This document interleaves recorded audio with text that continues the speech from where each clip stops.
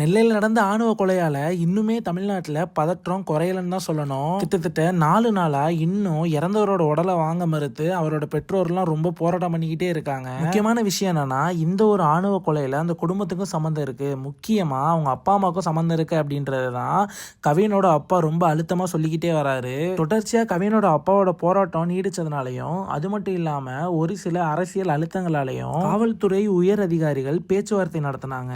SI தம்பதி, அதாவது கவினோட காதலியோட அம்மா அப்பா 2 பேரையுமே சஸ்பெண்ட் செஞ்சாங்க. சஸ்பெண்ட் செஞ்சது மட்டும் இல்லாம அந்த காதலியோட தந்தை சரவணன் அவர்களை இன்னைக்கு அரெஸ்டும் பண்ணியிருக்காங்க. அது மட்டும் இல்லாம அவரை முதல் குற்றவாளியா சேர்த்து மருத்துவ பரிசோதனை செஞ்சு இப்ப நீதிமன்றத்தில் ஆஜர்படுத்தி இருக்காங்க. இப்போதைக்கு அவரை ஆகஸ்ட் 8ஆம் தேதி வரை நீதிமன்ற காவலில் இருக்கணும் அப்படின்னு சொல்லியிருக்காங்க.